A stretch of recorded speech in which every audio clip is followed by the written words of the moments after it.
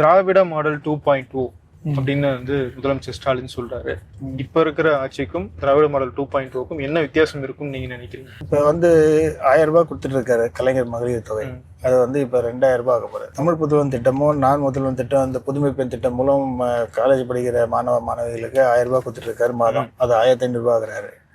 அது இல்லாம 8000 ரூபாய் இல்லத்தரசிகளுக்கான கூப்பன் கொடுக்குறாரு. அவங்களுக்கு வேண்டிய ஹோம் அப்ளையன்சஸ் அது வந்து இப்ப அந்த இதுவும் கொடுக்க ஆரம்பிச்சிருக்கோம். மாதிரி டோக்கன் கொடுத்துருக்கோம். அதில் மக்கள் போற இடம்லாம் நல்ல எழுச்சியா இருக்கு. 2.0 வந்து உண்மையான நல்ல ஒரு இப்போ ஏடிஎம்கே பீரியட்ல பண்ணி வச்சுட்டு போன அந்த குளறுபடிகள், அவங்க பண்ணி வச்சுட்டு போன அந்த கடன், அது இல்லாம மத்திய அரசு கிட்ட இருந்து நமக்கு வர வேண்டிய நிதி எதுவுமே இல்லாம இதெல்லாம் பண்ணிட்டு இருக்காரு. அதை சரிப்படுத்தணும். இன்னொன்று மத்திய அரசு நிதியும் கொடுக்கல. அதெல்லாம் தாண்டி இதுவும் இப்போ நடந்துட்டு இருக்கு. இப்போ கூடிய விரைவில் மத்தியில் ஏதாவது ஒரு மாற்றம் வரும் அல்லது ஏதாவது அங்கேருந்து ஃபண்ட்ஸ் ரிலீஸ் ஆகும் போது இதை விட அதிகமாக மக்களுக்கு செய்வார். அதிகமாக திட்டங்களை கொண்டு வருவார். அதை கொண்டு வர திட்டத்தை நான் தியாகராய நகரில் இருக்கிற ஒவ்வொரு வீட்லேயும் அந்த திட்டத்தை திரும்பி நான் சேர்த்துட்டேன்னா அதுதான் என்னோட வெற்றி.